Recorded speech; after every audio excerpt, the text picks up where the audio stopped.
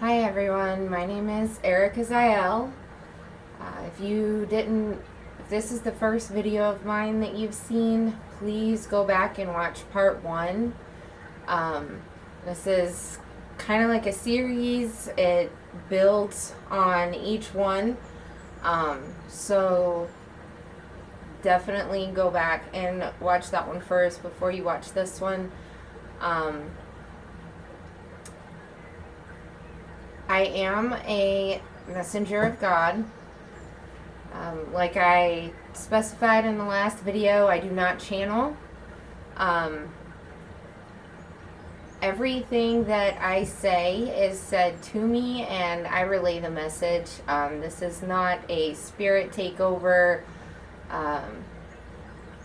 My name is actually chosen by me. It's not a spirit that speaks through me or anything like that.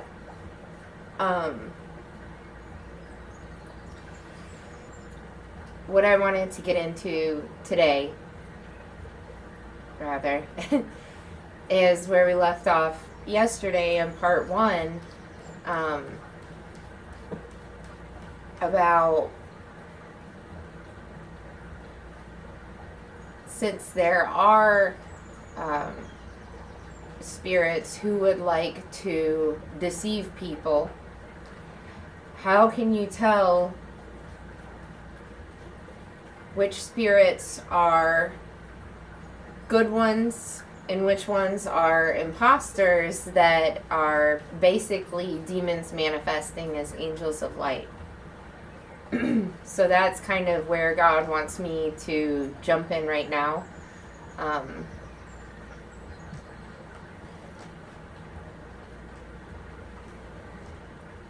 So the best way to explain this would be, it's going to be evident by what they talk about, by what they want to say, or by what they want to have you say if you identify as a messenger or a channeler. So one of the things that we established in the last video is, regardless of whether it's Christianity, the New Age movement, science, whatever it is, the main goal of the devil is to remove us from God, to kind of sever that relationship. So that is going to be your biggest and clearest and loudest indicator that something's not right if they're trying to leave God out of the picture completely. Okay? If they either deny the existence of God or say, well, you don't need to worry about that, or God is just some, benign entity that exists. He's so much more than that. And that was really stressed in part one, that he is real. He has a personality. He is intelligent. And he actually wants us to be his friend. He actually wants us to get to know him. And how can we do that if, like I explained in part one, if there are just little bits and pieces of the truth scattered in with all these lies, right? So for starters, when we talk about angel numbers or spirit guides or anything of the sort, think about, first of all, what is a guide? What does a guide do? Well, usually if you're talking about like a history museum guide or a tour guide, they are there explaining and showing the way about something, right? So, being that we're in a spiritual warfare, being that angels and demons are both battling for your life, devil and demons want you dead, God and the angels want you to live and be happy and enjoy life. Meanwhile, the devil and demons want you dead and they want you suffering until you die. So, the thing that I explained in part 1 of this is that the devil deceives and tricks people because he can't come right out and say, hey, I'm the devil and I want you to do this, this, and this because I don't want you to get close to God. You know, I want you to worship me. I want you to serve me. I want you to build your altars to me. But he can't do that because, well, there might be some Satan worshipers out there. A lot of people are in a search for God. So he has to pretend. He has to fake it. Right? So when we're talking about angel numbers and spirit guides and, you know, the hearing these voices or receiving communications from the other side, by the other side I mean the other dimension, the 5D, that's where it gets really tricky. And that's why God wants to kind of rip this veil of deception right off and start exposing them. He wants to start exposing all these wicked spirits that are impersonating angels and, you know, trying to play like they're the good guys, when in reality, they're really the devil's henchmen. So, for starters, the biggest clue is going to be, do they mention God as a real person that really actually wants you to get to know him, that really actually wants to be there for you, that loves you? Or do these spirit guides perpetuate this lie that the devil has in every belief system, that either God isn't real, or if he is real, that he's far off from us, or that he doesn't care? Or one thing I've noticed in the New Age movement with light workers is he's just source. I haven't really heard a lot of talk about God being who he really is. It seems like when he's just kind of been pushed to the side with religion, and now there's spirituality. So God goes with religion, and we're just going to leave that over there. And now we have spirituality, which kind of leaves God out. And I've heard a lot of people talking about communicating with the angels and communicating with the guides. And let me ask y'all something.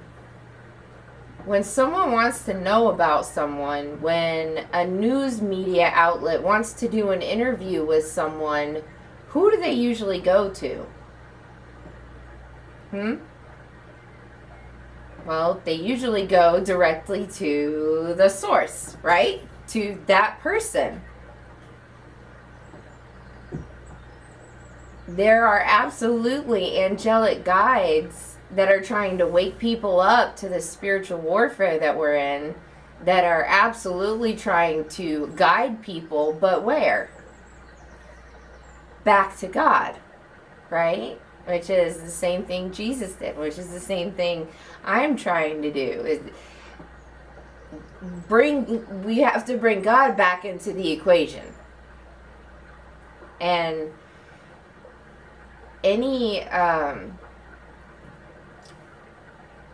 entity or spirit that encourages you to pray to them or worship them, or honestly really doesn't ever bring up God or talk about God, red flags.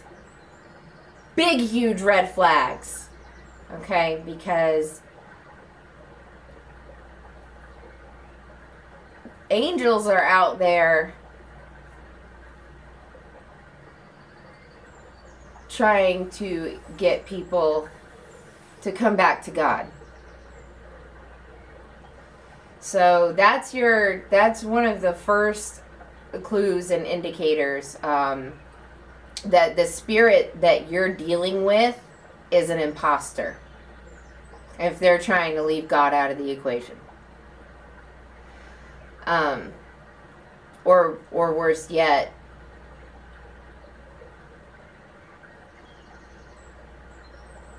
trying to directly slander him, saying, well, you don't need to know God, or God doesn't really exist, or anything like that. Is heads up. Okay. What else was there? Oh. So we're going to get actually more into other red flags a little bit later. For right now, I do actually want to talk about God. Him being a loving and intelligent personality, not human with a body, right? When I say person, I mean a personality. A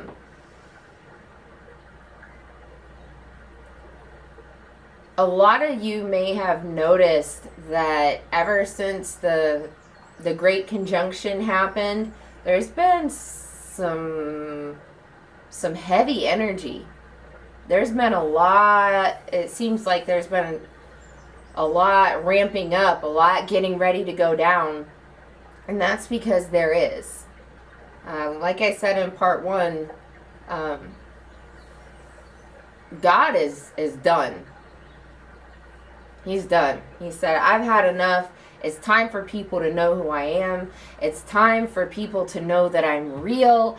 It's time for people to know that I care about them, that I see everything that's been going on, and that I'm here doing something about it.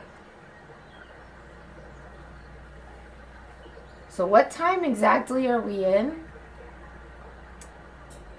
I mentioned that I haven't really ever done tarot reading before, although I have a lot of tarot cards and I'm about to start doing that.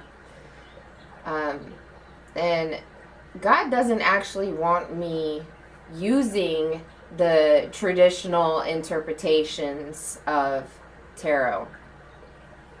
And here's why. Because remember in part 1 of this, I said one of the things that the devil has done to mislead people, in addition to, we have this big puzzle, right, that is the truth, but the devil doesn't want people seeing the truth, so he takes some pieces here, he scatters them there, and he takes a couple truths here and scatters them there, and he takes a couple more truths and scatters them there, and then he takes his lies and his deceptions and his misinformation and scatters it with it. He scatters all that with it. And then he's put a bunch in here, too. So he's just made a big old mess of everything, right? Some of these things of God's, a lot of these things of God's that are in the New Age movement, again, is like bait. He's dangling it right in front of our faces. The devil is, and it's basically mocking not just us, but especially God. Like in the tarot decks, the Wheel of Fortune. A lot of people read the Wheel of Fortune as karma, as the wheel of karma. You know what karma is, guys? Justice. Divine justice. Okay, that's the period that we're in. Is a period of divine justice. What goes around comes around. No bad deed goes unpunished, and no good deed goes unnoticed, especially by the divine. He sees everything. And by everything, I mean everything. Like, he sees our hearts. He can read our hearts. So this period that we just entered is not necessarily a judgment period so much as the justice period. It is the meting out of divine justice. In other words, if you've been a really good person up to this point, you're going to start receiving some blessings, right? Because God has been watching you. God has been noticing what you're going through. And this isn't just on an individual level. This is on a collective level. And this justice is also going to be bringing some people down. It's going to be knocking some people down a few notches. How do I mean that? Well, those who have humbled themselves, those who have kept their hearts pure, those who have really, despite some serious trials and tribulations, have done their best to keep some kind of faith in him.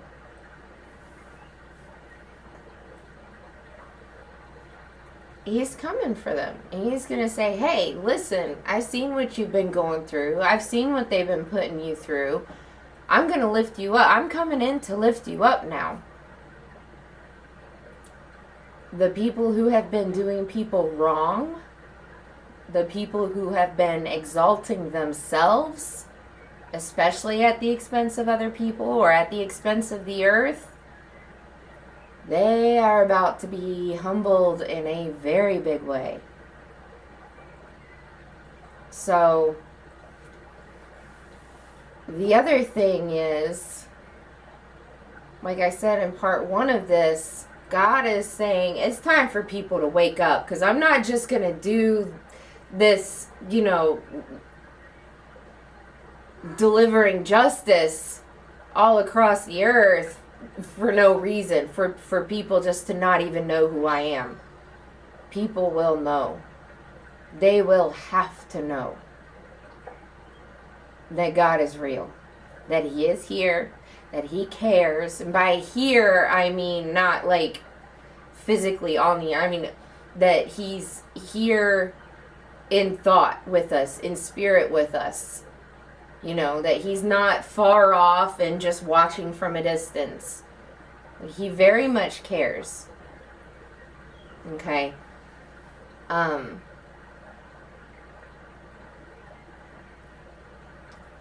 Speaking of spirit, there's another tarot card that you're all probably familiar with. The Chariot. When I do these readings, he wants me to read the Chariot as spirit. Well, wait a minute. Isn't God spirit? Yes and no, and not necessarily. And this is another thing that he wants to clarify. So, God exists, right? And then there's Holy Spirit. What is Holy Spirit? It's his active force. It's what he's able to send out to and fro to manifest, to accomplish his will. So he sends it out here to do this, and then he sends it out there to do that, right? This is the chariot. It's constantly moving, constantly going. It stops for no one or nothing. It is his active force. It works only for him. And it moves. It accomplishes. It manifests. It brings about his will. So, there are a lot of things in the New Age movement that like directly tie into God and the devil in this spiritual warfare that we're in. And like I mentioned in the last video, I've seen very, very few people in the New Age movement talking about God. Very, very few. A lot will say spirit or source or, like whatever you want to call it, whatever you want to believe in. And God is saying, no, I'm God. I'm God. And I think, I feel, right? So this is partly why he's sending me in to really clarify and clear up a lot of these things, because just like with Christianity, what a lot of Christianity is doing and a lot of religion is doing is just leaving God out of the picture. He is sick of that. He's tired of it. And he says, hey, guess what? It's justice time. So if you've been doing that, I'm going to give those that didn't know, that don't know, a chance to seek me out, to find me, to develop a relationship with me, right? And the people that want to keep leaving God out of the picture,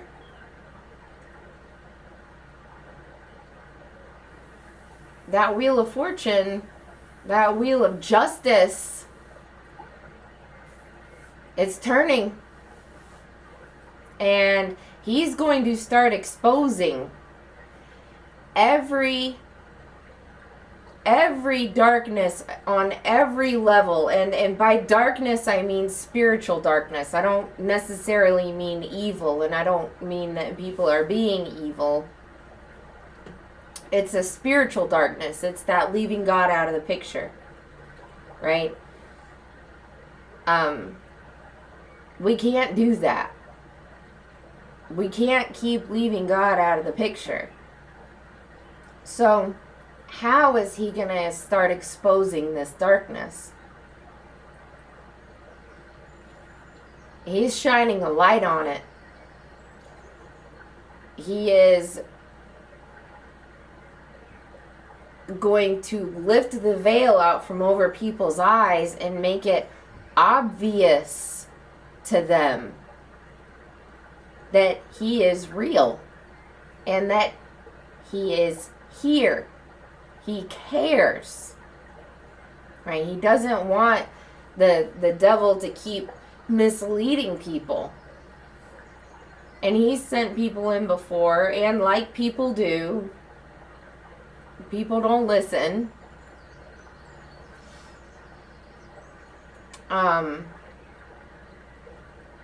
Unfortunately, or fortunately, I guess, whichever side of the fence you're standing on, it's going to start being a lot more obvious and undeniable.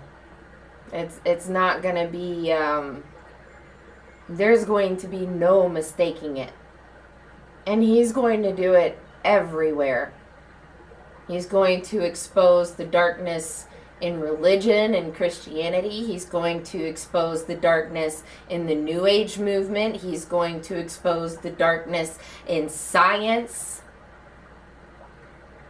Everywhere.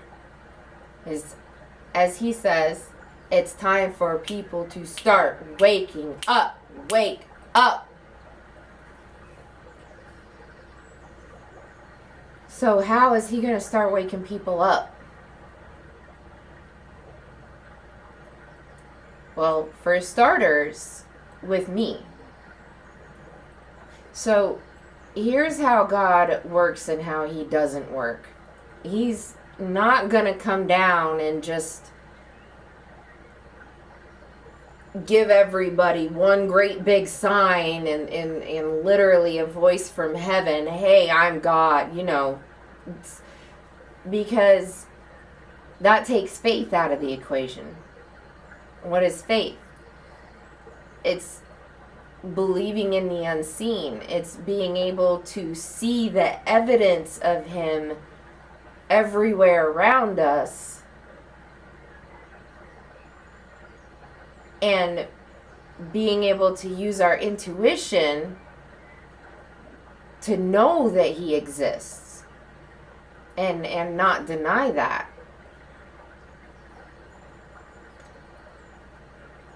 So while there are signs and synchronicities in the sense that he's drawing people, there's not like a big sign on the highway, that he's out there holding like, hey, here I am. There's a scripture that talks about a generation seeking a sign. Here's the thing about that. Jesus performed a lot of signs, and they still denied him. They still made excuses. Oh, you're just making this up, or oh, you're working on behalf of the devil. Even though he was giving very clear signs. There was still a lot of denial. So, why would God go about it like that? But at the same time, people need to know.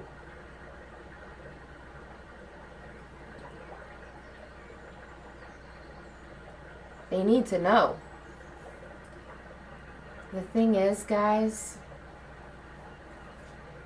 the signs are all around us. They're in creation. They're in our DNA. God is not showy or flashy or pompous, but he is wise and he is loving.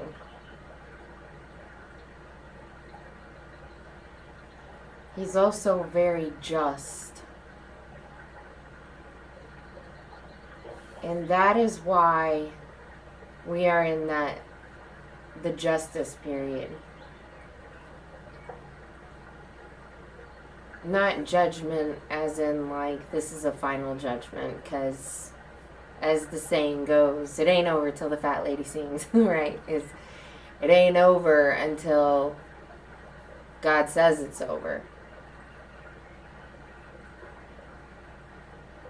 Until then, everybody has a chance, no matter what they've done up to this point, no matter what their karma looks like,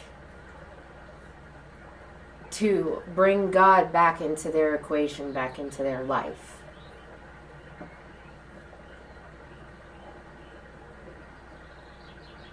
How?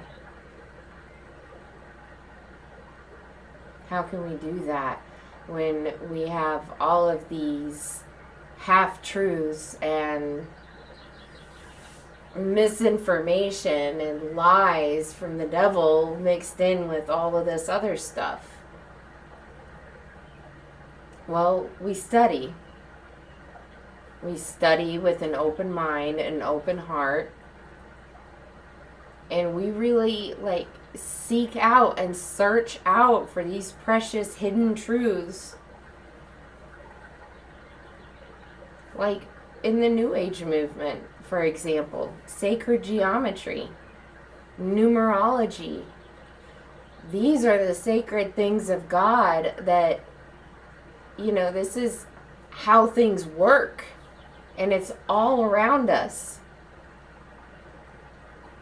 I'm really not going to get into the science and evolution part of it now, but I've looked into all that, and it doesn't make sense to me, because the design is too purposeful and intelligent. There's your sign. There's your sign that God is real.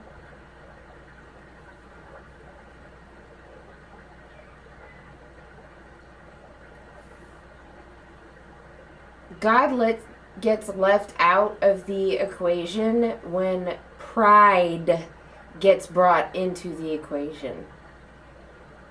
It's the disconnect from that collective, from the crown chakra, right? That we don't need God. That we're better off without him. That how could he have any right to tell us what to do or to set any kind of rules?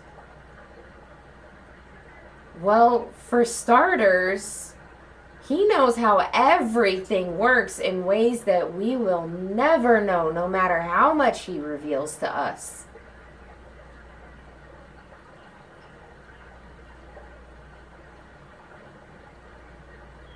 Think about science, medicine in particular. Yeah, it's come a long way in recent decades, but before that,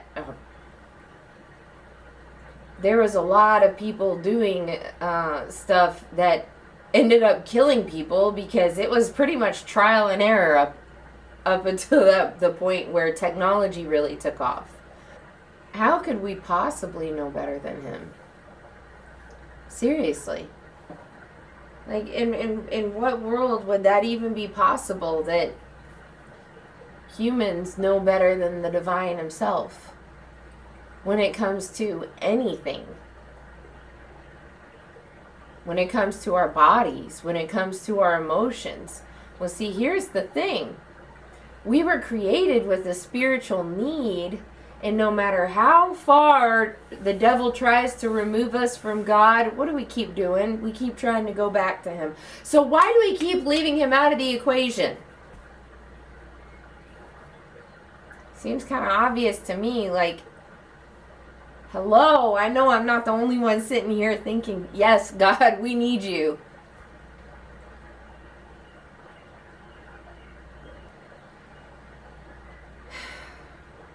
We need him. And you know what God needs? He needs boundaries. In the same way we need boundaries. In the same way we all set the rules for our house. Okay, in my house, I don't like shoes in the house. It's my house. My kids are my kids, right? And I know things that they don't know. And so when I tell them things, I'm not telling them just to be an asshole, okay? I'm saying it because I love them and because I want to protect them and keep them safe. Especially knowing that there are predators out there that would seek to harm them.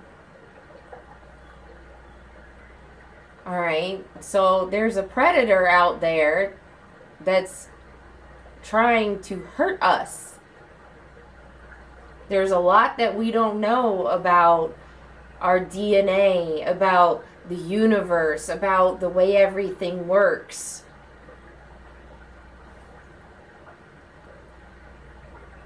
So why is everyone so prideful when it comes to God?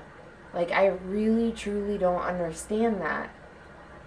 How we can keep leaving him out of the equation and have some semblance of spirituality that he's not even in the picture of. You know, the funny thing is, a lot of people want to be angels. They want to be out there. They want to know what it's like. They want to be more than human.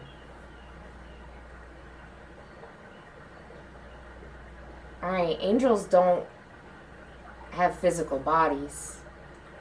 They don't get to eat food. They don't get to enjoy flavors. They don't get to feel the sun warm their skin. They don't get to have sex. I mean, why do you think they came down and did that? They took on human bodies and human forms so that they could have the human experience, right? People think that they're jealous of angels or want to be something more. A lot of angels wanted to be human.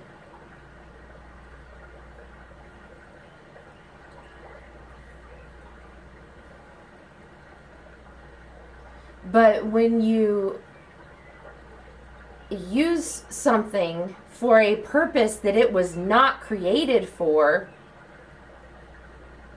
that's kind of when, as the saying goes, happens. In other words, bad things could happen. In other words, bad things did happen. And the thing about sin, when that entered the world, it entered the world. Sin already existed. Sin didn't start with Adam and Eve.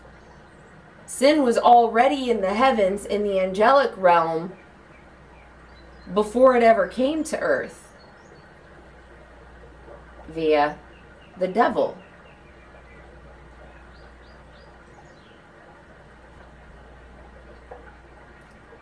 Unfortunately, he knows exactly how to hurt us. He knows exactly how to make us sick, to make us unhealthy, to wear our bodies down, to stress us out.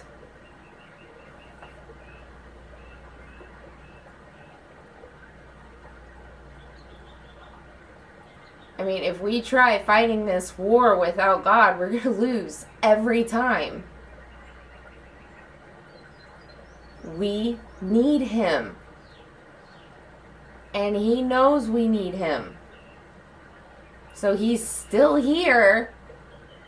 Like, hey, wake up. We're in another cycle, but it's all coming to a head now. So, like,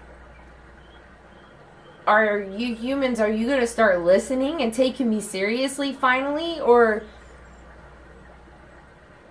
do you want to just sit back and destroy the earth and destroy your bodies and destroy each other? Because honestly, I'm really sick of seeing that. I don't blame him. I don't blame him. I own my house, right? I'm super proud of that. I'm like really, really proud of the fact that I accomplished something like that.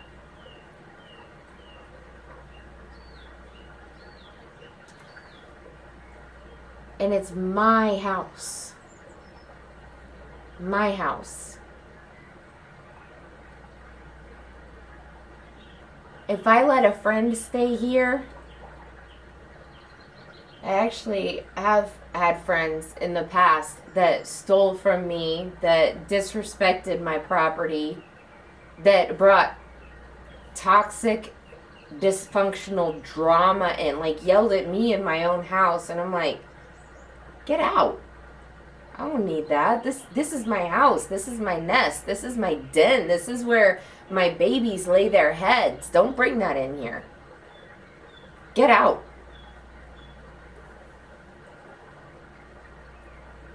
But yet God doesn't have a right to feel the same way. I'm not buying that. God is not an angry God. Can he get angry? Yes, absolutely. It's called righteous indignation when people do things that they are not supposed to be doing that ends up hurting themselves or other people or the earth. I mean, we get angry at that too, don't we? Isn't that the reason a lot of us light workers that identify as empaths, like, we hurt when we see Gaia hurting. We hurt when we see other people hurting.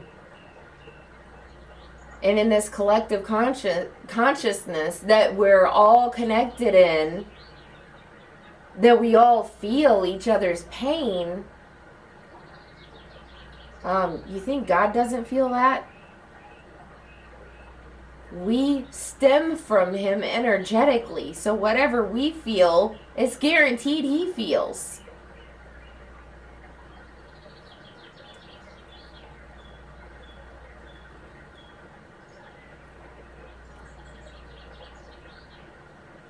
He created Earth. He created Gaia. This is his house. He created humans.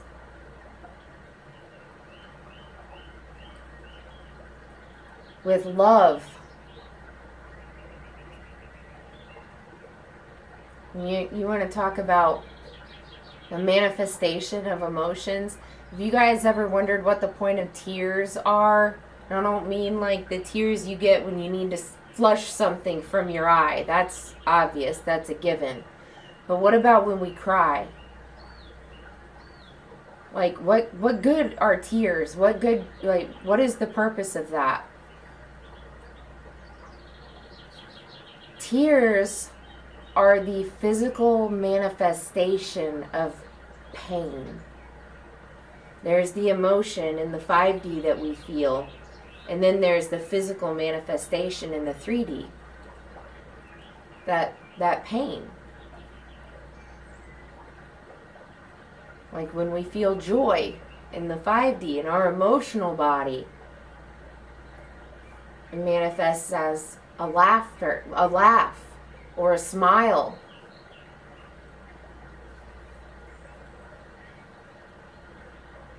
What is the physical manifestation of love? We are. We are the physical manifestation of love. Creation itself is the physical manifestation of God's love.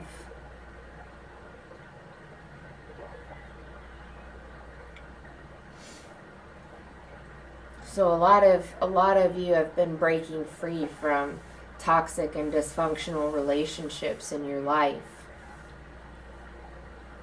because you're tired of being gaslit, manipulated, lied to, disrespected. But God doesn't have a right to feel any of those things. Come on, no, I'm not buying that.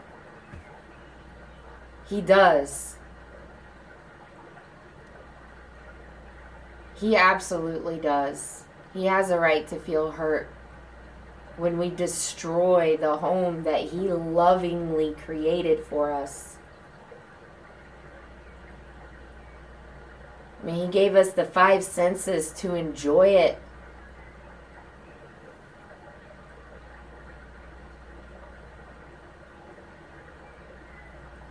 So for someone to say that God The God of the Bible is an angry God. I don't see how he could have done any of those things. You know what? Let me into your house with a baseball bat around your family intending to cause harm and see how much you like it. You would get real angry real quick, wouldn't you? Coming around your kids, meaning harm, threatening your home. Ooh, let's see how angry you get. Exactly. Exactly.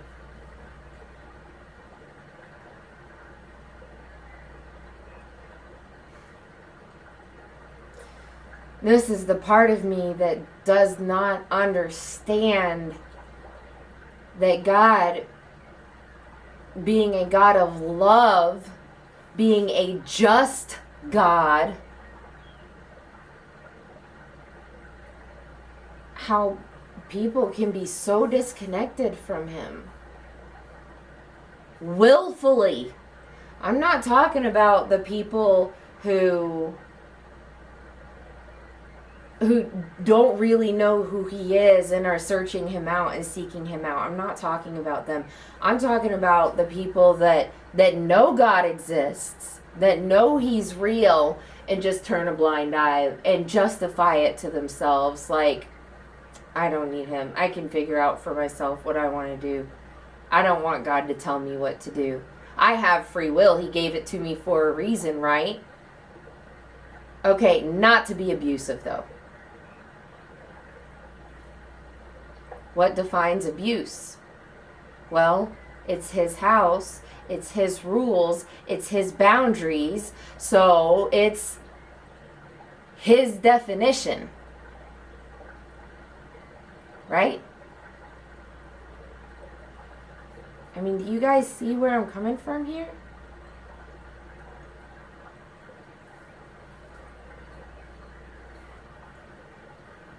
I want to tell you guys a true story about my childhood best friend. I ended up staying with her for a little while. I was like 20, I think. And she had a baby. You know, she lived in an apartment complex where they had strict rules about pets, and she gave me 2 rules. She said just 2 things. Don't bring any guys over, and don't bring any pets over. Like, don't go out and get a dog, or, like, you know.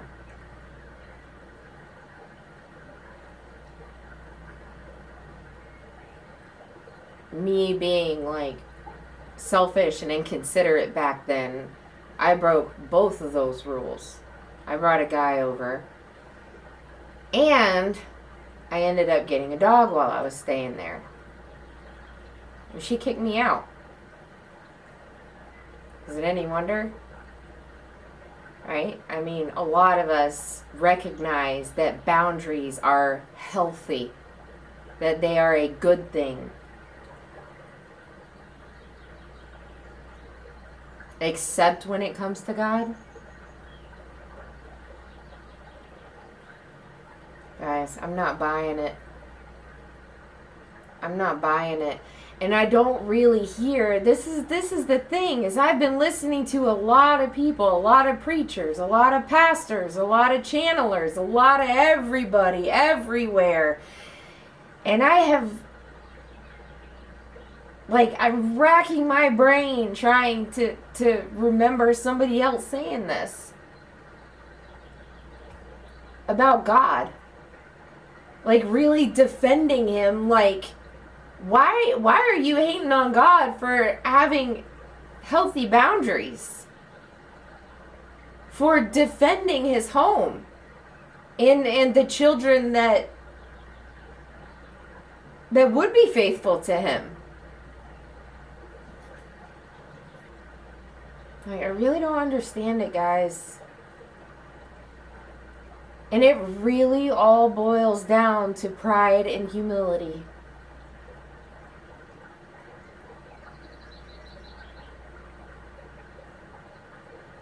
It really does. What disconnects us from God? Where does that disconnect happen? The devil? Well, it starts with him. Like, he plants seeds and stuff, but at a certain point, we have the free will. We decide to either be his friend and to walk with him or not. What usually gets in the way of us walking with him is not wanting to be told what to do.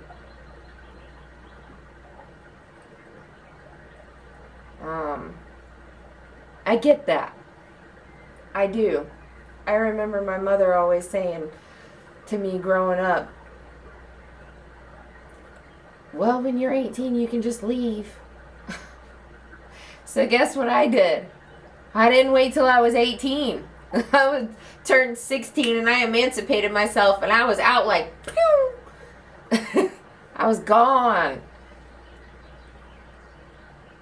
But I was also a real asshole in my late teens and early 20s. I was clueless. I had serious problems with authority. And I had no regard whatsoever for other people. I tried to be a good person, but I didn't really know how. Well, there was a lot that I didn't know, actually, about how my brain worked, about my chakras, about my emotional body, about psychology, the psychology of other people. Oh, there's so much that I didn't know back then.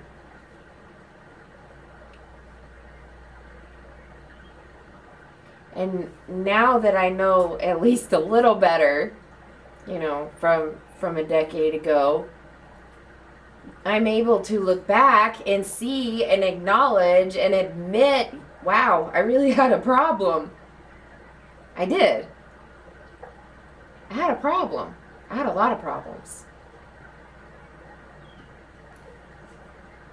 My divine justice was very instant back in the day. God always checked me very quickly.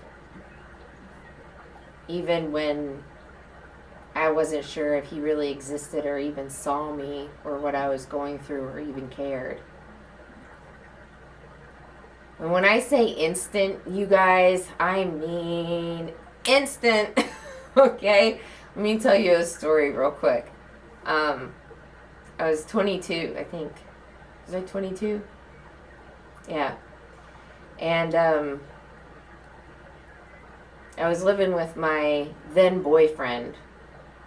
And he lived in one of those like little suburbia type cookie cutter neighborhoods, with the 1800 streets and stop signs every 30 feet, And I was 22 and it's just, if I didn't see any cars coming, why stop, right? So I would just be constantly coming and going and always blaring the music, rocking out. And the homeowners association said something to my ex, and he said something to me. And at first, I was like, that pride at first, there was that pride, and I was like, well, who does he think he is? I'm 22, I don't need to listen to him, blah, blah, blah, blah, blah. I'm being careful.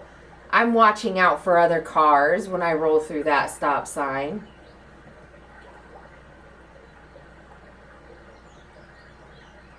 And then I really got to thinking about it. And I'm like, you know what? God forbid I ever hit someone. I didn't know what it was like yet to have kids, but I did think about, alright, but what if there's a mother in one of these houses that just got her kid to sleep and I come rolling up through here like boom, boom, boom. Alright. So I got to thinking about it, and I was like, okay, you know what? Maybe I should start being more careful going, actually stop at the stop signs. Maybe I should turn my radio down a little bit when I come into the neighborhood. Okay. All right. So very shortly after I had these epiphanies, I guess you could say, that, all right, maybe I should stop being such a selfish a-hole. I just so happened to see the president of the homeowners association standing outside in his yard talking to some of the neighbors. So I actually rolled down the window to apologize to him and let him know that I was going to start being a lot more conscious of my behavior coming and going through the neighborhood. And as I'm rolling the window down, he comes in straight off the rip, yelling at me, "You stupid, who do you think you are? There are kids here." And instantly I was like, well, you then. And I rolled the window up and I floored it just to piss him off. Floored it. When I say floored it, I mean from a full stop gas pedal all the way to the floor. And you know what happened? I hit one of those, for a split second lost control of my car, and I hit one of those inverted drainage ditches, the ones that go like down under the sidewalk, and I blew out both front and back tires on the right side of my car. Woo! Talk about instant karma. That one was painful. That one was a painful lesson. That one was very instantaneous and in the face. And then, of course, a few minutes later, the police showed up. And they're like, "Do you know why we're here?" Like, what could I even possibly say to them at that point? Seriously. But the truth. I said, yeah, I know why you're here. Because I was a freaking idiot. And I told them what happened. Just like from start to finish. Everything that I just told you, I told them. And they just kind of looked at each other like,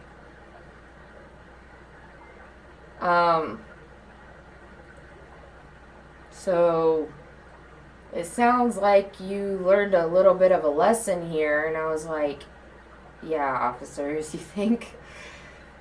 They ended up writing me a ticket for reckless driving. And needless to say, I was a lot more considerate after that of what kind of driver I was.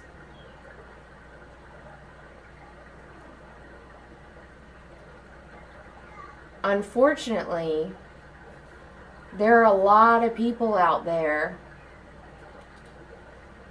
that think rules and regulations and boundaries just suck. And we all live in society, right? The society has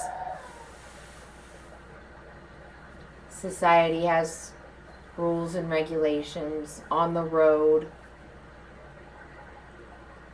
in schools, everywhere else. Parents have rules for their children. And why do all these things exist? Why do all these rules exist? Well, 9.9 times out of 10, it's to keep people safe. I don't mean to be sarcastic here, but hello. Rules exist to keep people safe, right? Even if we don't always see or know what it is that we need protection from. Like kids. Like when I tell them, don't be running through the kitchen while I'm cooking dinner. Because that's how accidents happen.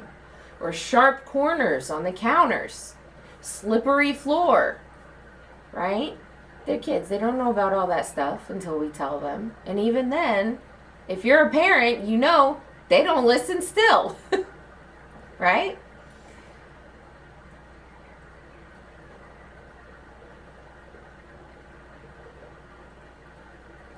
God is not angry. He's loving. And any rules or boundaries or anything that he puts in place is not to punish people or because he wants to keep good things from us. If he wanted to keep good things from us, he wouldn't have given us 5 senses. Okay? He wouldn't have given us the ability to have an orgasm. Right? It could have just been like animals, like, okay, just do it and procreate and then go on about your ways, you know?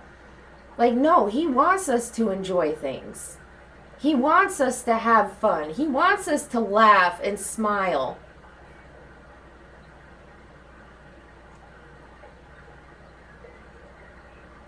But he also wants us to be safe. And he also wants us to acknowledge him, to really truly be his friend. And for a lot of you, the thought of that might seem like really far off. Like, a friend of God? You mean like worship him? Like, you know, be a slave? No, I mean a friend. I mean someone that you talk to when you're feeling lonely or sad or happy. Like someone that you invite into your home to spend time with.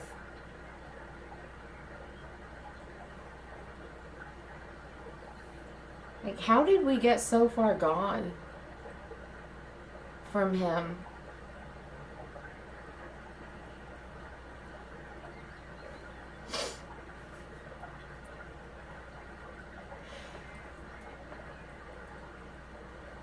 I feel his pain right now.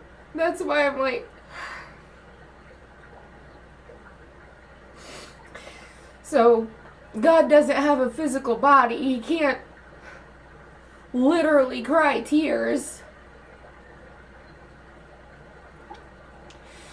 But there's a scripture that says he was hurt at his heart. And what is hurt? What are tears? It is the physical manifestation of pain. God is hurting.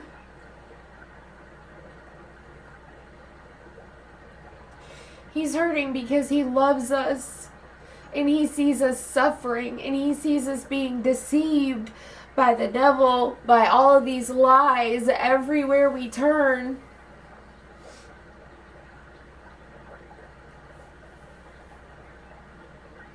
He sees us being made sick of diseases.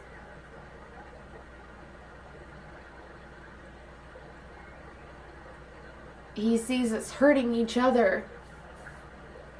Like if you're a parent, when you see your kids fight, it's like, hey, don't do that. You know, you're sisters. Don't be like that. You're gonna be best friends growing up. Don't treat each other like that.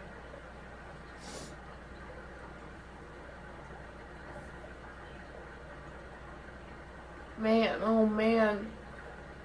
To see the world through God's eyes as it looks right now.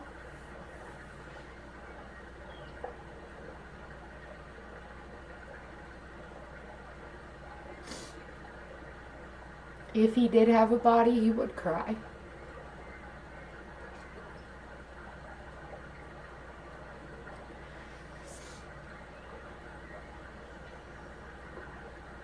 We all know what it's like to be in love with someone, to love someone that doesn't love us back. That freaking hurts. I've been there too many times to count. And here's the thing. They said that they loved me. One of the hardest lessons I had to learn in my adult life is just because somebody says they love you doesn't mean that they mean it. And here's another thing. Just because somebody says they love you and they do mean it, they might truly, honestly believe that they love you, but they don't know how to show it. Because there are all these toxic patterns and habits and behaviors that creep into their love for you that hurts you.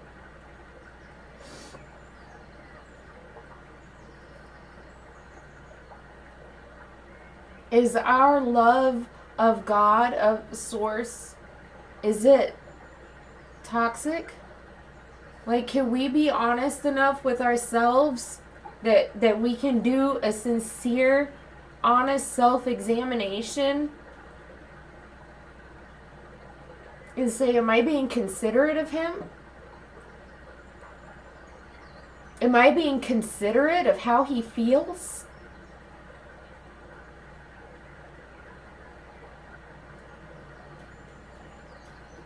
Or am I just leaving Him out of the equation and going to Him when it's convenient and doing whatever I want to do? Even if we think we're being a good person, again, who has the right to set those boundaries and set those standards? Well, if we're talking about human relationships, like the relationships that we have with each other, we have that right. If I'm going to start dating a man, I have the right to set those boundaries and standards for myself that I will not be lied to. I will not be cheated on. Like, there are certain things that I'm not going to tolerate. And if you do these things, then you have to go. So in our relationship with God, again, who's setting those standards and boundaries? Who has the right to tell God what He should and shouldn't accept from us?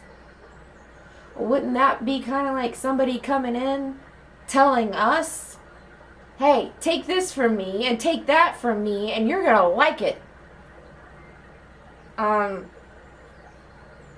don't know about you guys, but if somebody came to me like that with that attitude, I would be like, yo, there's the door and don't let it hit you on the ass on the way out.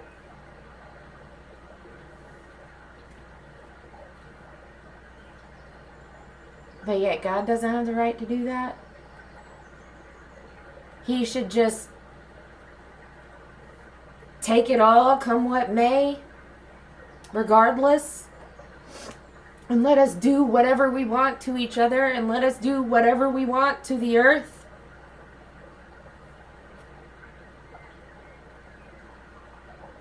And like, why? Of all the religions and the New Age movement and the spirituality and everywhere and everything, why am I not hearing anybody else say the obvious? Like, this is all obvious to me because I've been in toxic relationships, I've been in dysfunctional relationships, and I am an empath. So at a certain point, I had to put myself in God's shoes. And I did this before this mission came up. Like, this was years ago I had a lot of these epiphanies.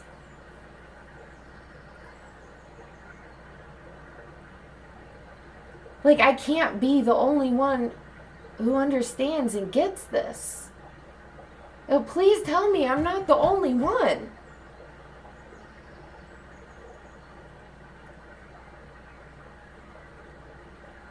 Man, you want to talk about feeling crazy?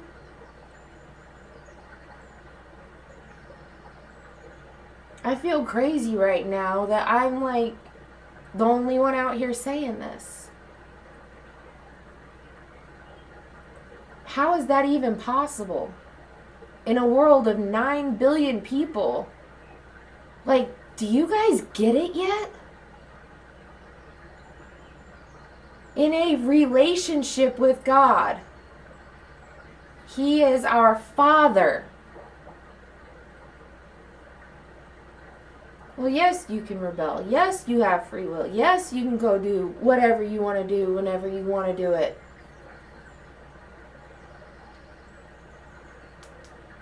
But, like, seriously, don't act so surprised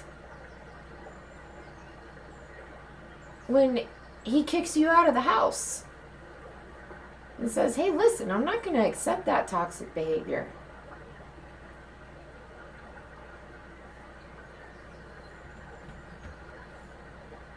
Case in point,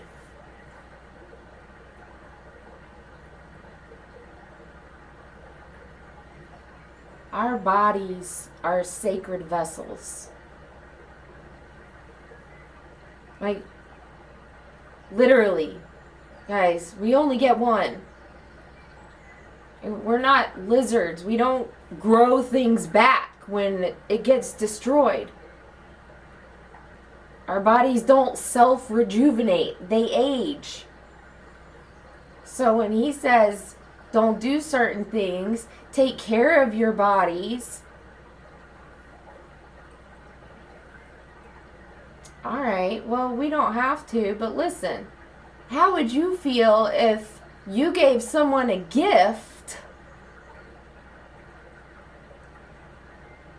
and they turn around and just didn't take care of it at all? Say you gave someone a house.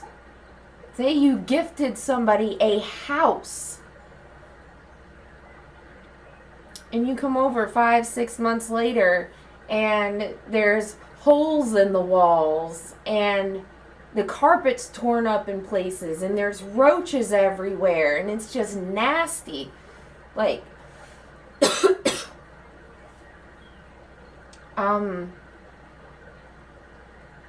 you probably would be hard pressed not to regret giving that person that house.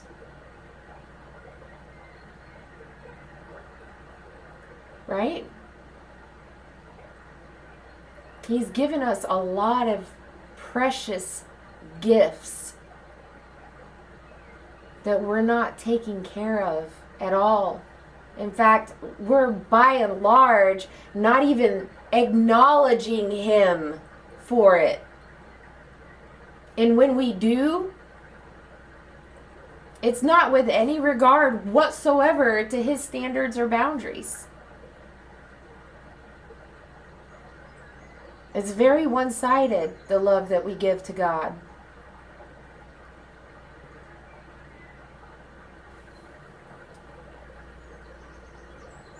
I mean, am I the only one that can seriously sit here and admit that we've all been being just a little bit selfish? That we've all been being just a little bit inconsiderate of how he feels?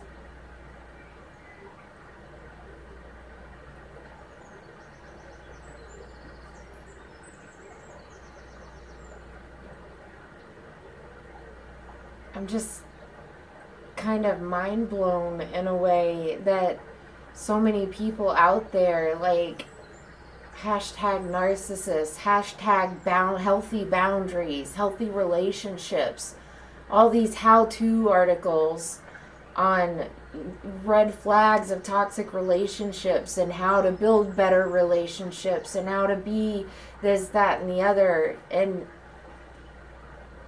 And yet nowhere is this factoring into the most important relationship that we will ever have in our lives. Our relationship with our Creator, who loves us. This is the thing. It's not even like he's been bad to us. It's not even like he wasn't the toxic one. He didn't start this. The devil did.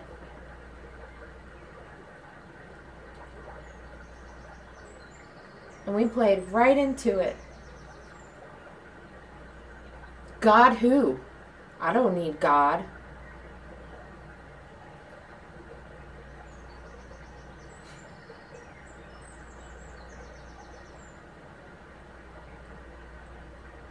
don't blame him for being done. I honestly don't, because even sitting here saying all this and realizing all this, like, well, not realizing it, but it becoming more of a reality now that I'm saying it out loud. Like, you know what? I'm just gonna say it. I'm ashamed. I'm ashamed and honestly a little bit sick to my stomach that we've all been treating him like this. Because he doesn't deserve it. He has gone out of his way to call us back, to put himself out there to save us. And we still don't get it.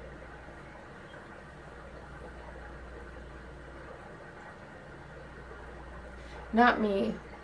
Not anymore. I'm not walking that way anymore. I'm not living that life anymore. I'm done.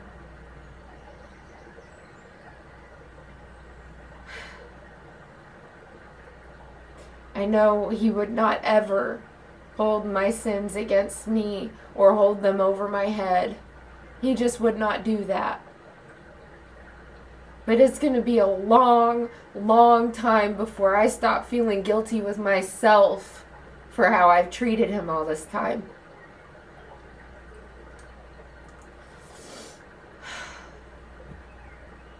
And I'm not going to harp on it. I'm not going to get stuck in the negativity, because that would be exactly what the devil wants, is to get me stuck in that guilty state so that I start pulling away from him again. But it's not going to happen. Yes, I feel guilty, but you know what else I feel? Really, really excited. Really, really happy, because he's here saying, hey, wake up. I'm here. I care about you. Get to know me. Walk with me. Come take a walk with me. Let's get to know each other a little bit more, even though he knows you inside and out in ways that you will never be able to.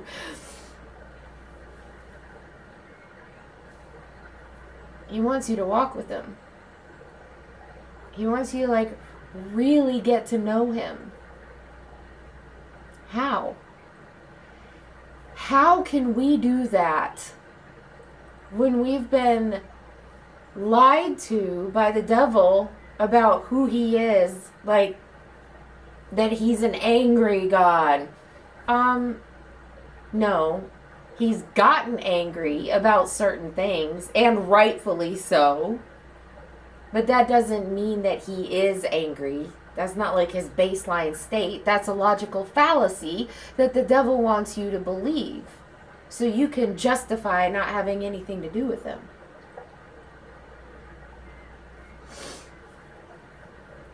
So for starters, if we want to get to know God and really walk with him and really be his friend, we need to start being able to really identify the devil's lies and tactics that he would use to put a wedge between us and God, that he has been using for millennia to put a wedge between us and God.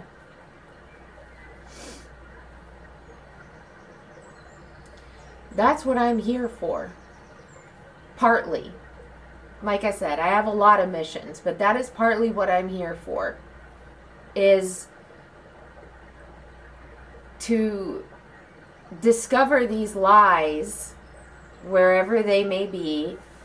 Okay? The lies in religion, the lies in science, the lies in the New Age movement. Anywhere that these devilish lies might be, and to call them out. Hey, that's a lie. Actually, God is real. That's a lie. Actually, he does love us. That's a lie. Don't say that he's distant or he's some mystical sky fairy, whatever I've heard people say. No. Those are lies. And in the same way, if you were dating someone or had a family member and you were trying to explain something to them or trying to tell them something or trying to show them something, and they just had it in their head that they weren't going to believe you no matter what, and they're like, prove it. At a certain point, you're going to be like, you know what? One, I shouldn't have to prove myself to you. And two, if you really look at it, I've been proving myself to you this whole time. You just haven't wanted to see it.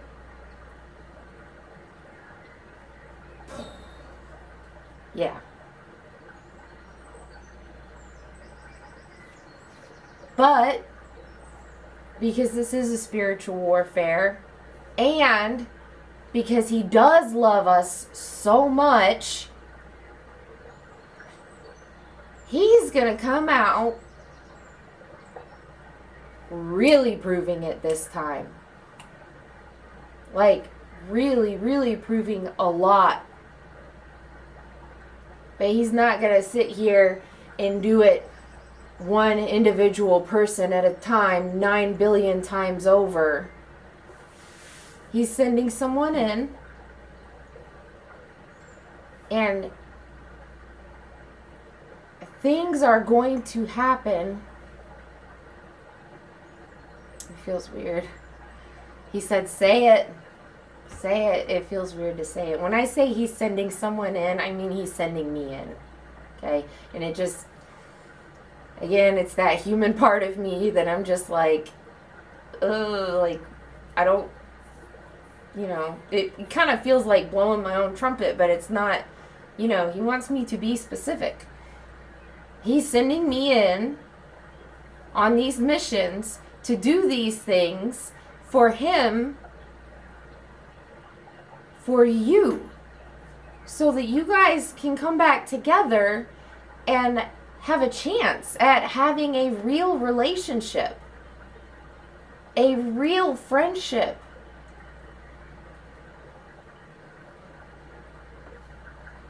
And he said, all right, I'm going to prove it. Things are going to start happening in Arika Zaial's life such that it will be undeniable to you. There will be no mistaking it. When these things start happening in her life, you will have to know that I am behind it. That's what he says.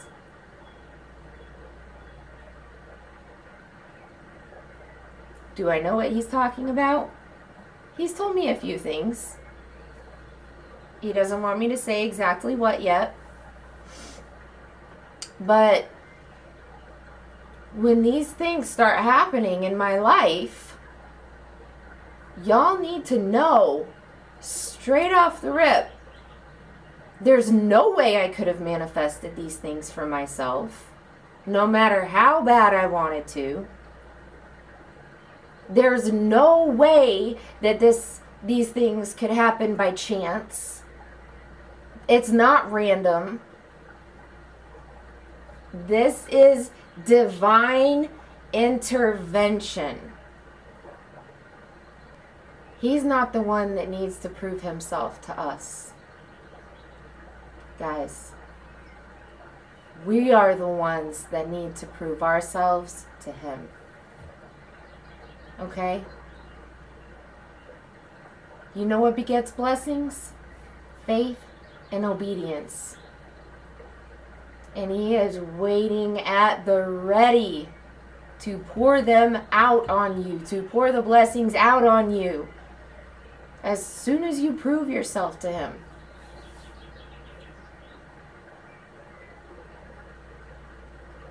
Okay? How? How can you prove yourself to God? Well, for starters,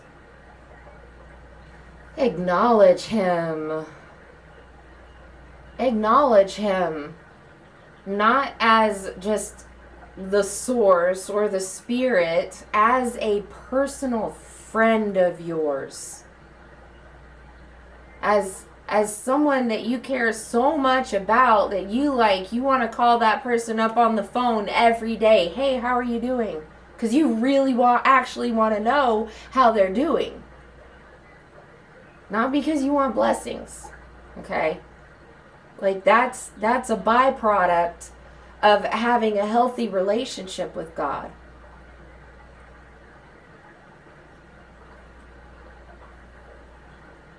He's not going to let the people that care about Him fall by the wayside. He's not going to let it happen. And that is exactly why this Wheel of Fortune, aka justice, this Wheel of Justice that's coming back around, is going to start bringing blessings to people who have been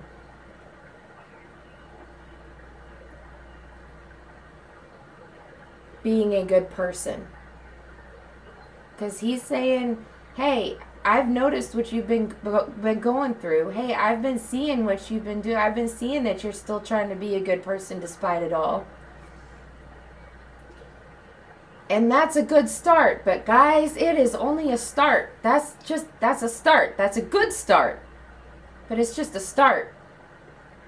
Okay, like we just established, there's more to it than just being a good person.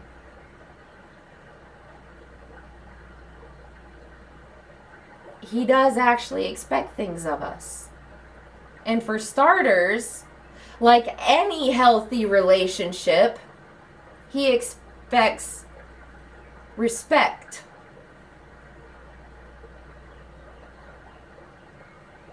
He expects unconditional love. I mean, after all, He's giving those things to us. Isn't it only fair that He ask it back? Right? I think so.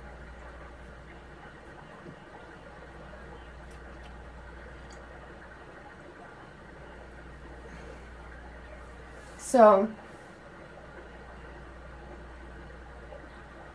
He's going to set the record straight for you guys. He's going to expose the lies.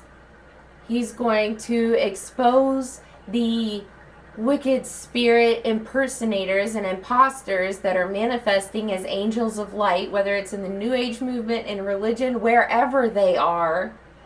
He's going to start taking the veil off and exposing this stuff so you guys can get some clarity, so you can see what's really going on, so you can see how you've been manipulated, so you can see how you've been tricked, so you can see how you've been being blinded and not even knowing that it was happening. And then you're going to have a choice.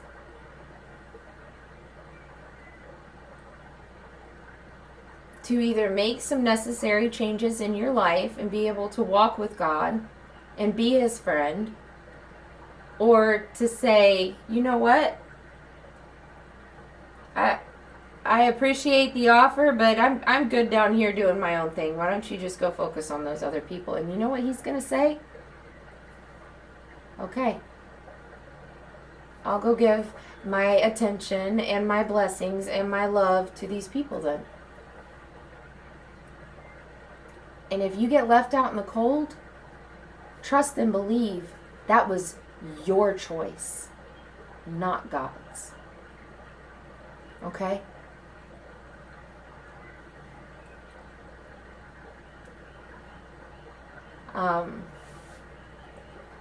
Another parallel, random offshoot here. Oh, man. Sorry, you guys. I have neck issues. Another parallel that there is, or a hidden truth that the devil is using and manipulating with. We have magic, and then we have miracles. They're one and the same. Magic and miracles are supernatural occurrences. Basically, long story short, in a nutshell, supernatural occurrences. One is from God. The other is from, I'll give you one wild guess.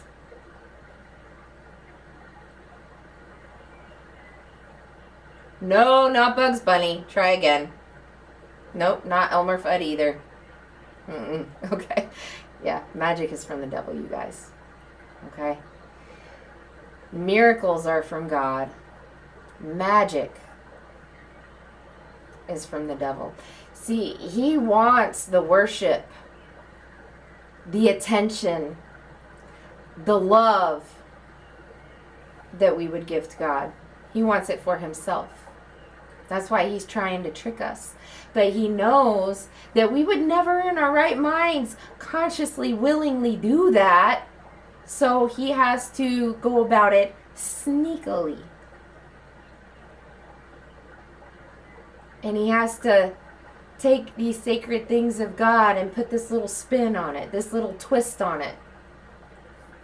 Right?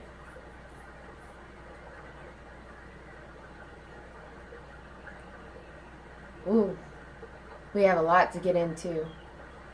But the reason I brought that up and the point of that is because it's not like if you decide not to walk with God, then all of a sudden you're scot-free and you're in the wind and you can do... No, you're still walking with someone because it's it's either one or the other. There's no middle ground here. Okay? Let me say that again and be very, very, very clear. It's one or the other. There is no middle ground.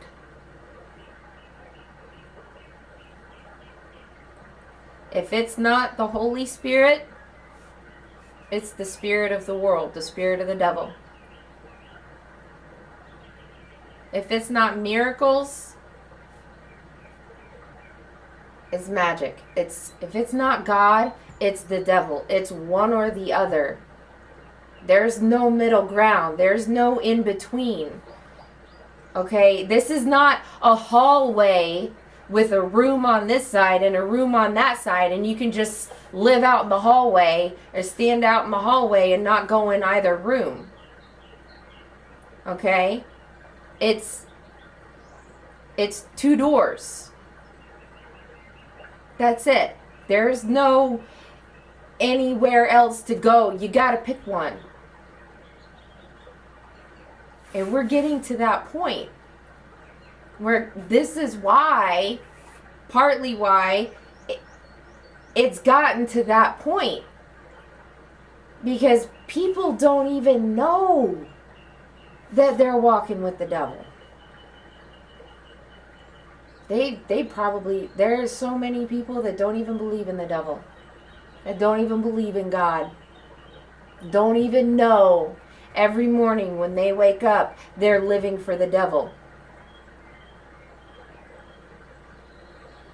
That sneaky son of a gun.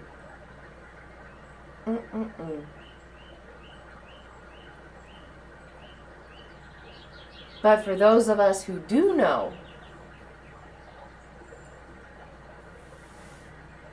God is saying, all right, I'm going to weed out the lies. I'm going to expose the frauds. I'm going to lift the veil. I'm going to start delivering justice.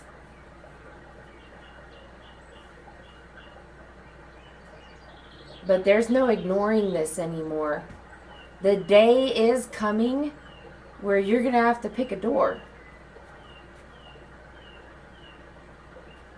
And I want you to get to know who I really am. Because I want you to choose wisely. Because I do love you. Because I want you to be happy. Because I will make sure you're happy.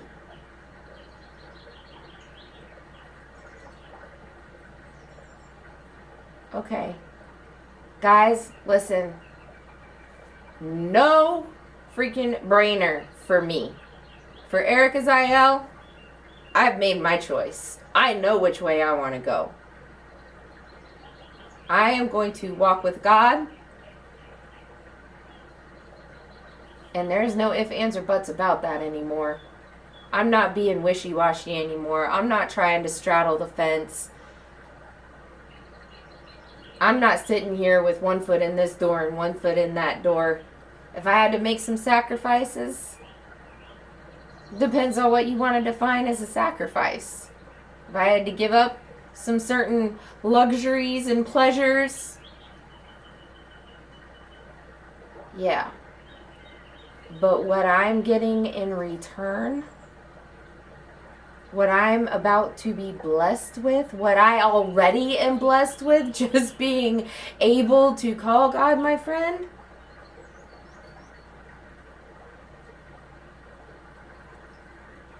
you guys, some things money just can't buy. Some things are just absolutely priceless. This is priceless. This is a priceless opportunity. And it's not just being given to me. He is extending this to all of you, to everyone, to every single human being on this earth. Even the ones that have royally messed it up. He's giving everyone a chance right now. And these wake-up calls are going to start happening in the next couple months. In the next couple months, you guys are going to know. Because right now, I'm in here in these videos, and everyone's like, oh yeah, whatever you say. He's going to make it known that I'm not just saying this. He's going to make it known that he is standing behind me. That I have his support. He is going to make it abundantly clear. Miracles, miraculous things, divine intervention, the impossible. What humans define as impossible is not impossible with God. He is the master manifester. Remember? You will know. You will know by the end of this summer. Whoa. What happened to her? She did what? Whoa. Are you serious? How could, I'm letting you know right now how it's going to happen. God. Okay? Just being very clear on that. So here's the thing, everyone. I know it's hard to just take my word for it, right? The good thing is, the awesome thing is, you don't have to just take my word for it. You're going to see it with your own two eyes. You're going to hear it with your own two ears, and not from me. Not from me. God is going to make things happen. He is going to manifest things.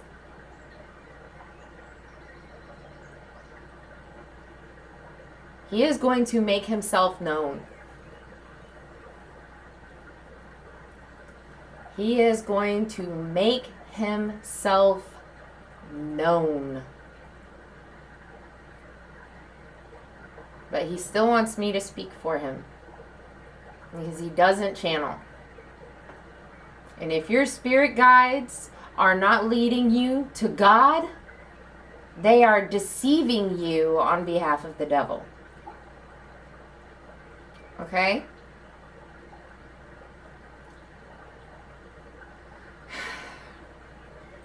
There is, I don't want to use that phrase. Oh, okay, I'll use that one. There is no beating around the bush with this. I can't be beating around the bush with this because this is serious, you guys. This is a war. This is a war. People are being literally hunted and stalked by the devil.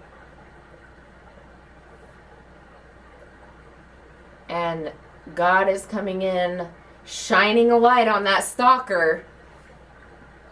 Big high beam right there on the stalker and on all his traps that he's using. Not just that, but in addition to that, coming in saying, hey, I'm here. I'm real. Do you see yet? Do you understand yet? By the end of this summer, you will. You will. He is going to make absolutely sure of it. Because like I said, there is no middle ground. And God is just. So he's not going to punish people for being ignorant.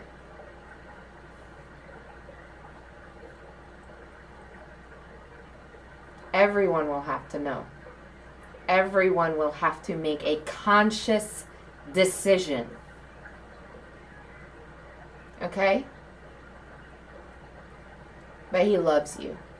And it's not just like, I know that was a lot of kind of serious, heavy stuff right there.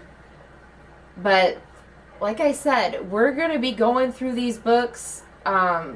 We're going to be learning about all of this stuff together. I'm going to be doing this all on my YouTube channel. It's always all going to be free. There's not ever going to be any me charging for this, that, or the other. Nope, not going to happen. I'm doing this for God. Okay? Which means every single person has a right to have access to his message and his information.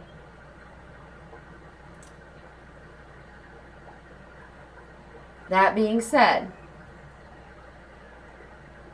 when we start going in, looking at this stuff, examining this stuff, peering into these dark places and shining the light in it to retrieve these hidden truths of God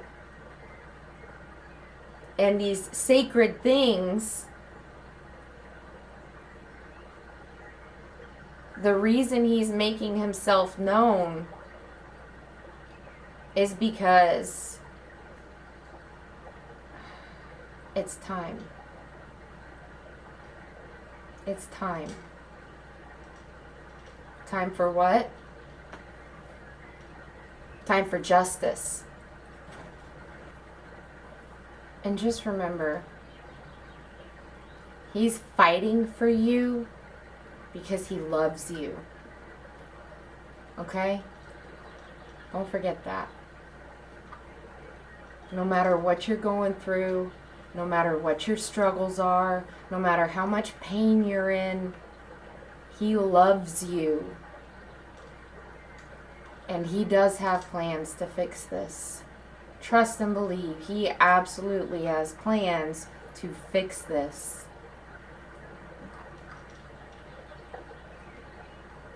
Okay? I love God. I love my God. I can't wait for you guys to start getting to know him. He's so amazing. And when we start doing these tarot readings for clarity on your relationship with God and how to work on your relationship with him and your relationship with yourself, and we're going to be learning all this stuff. He's good. He is good. He is amazing.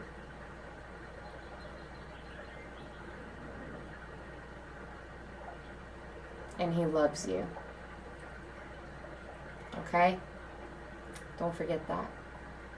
Love and light, everyone, and may the truth set you free.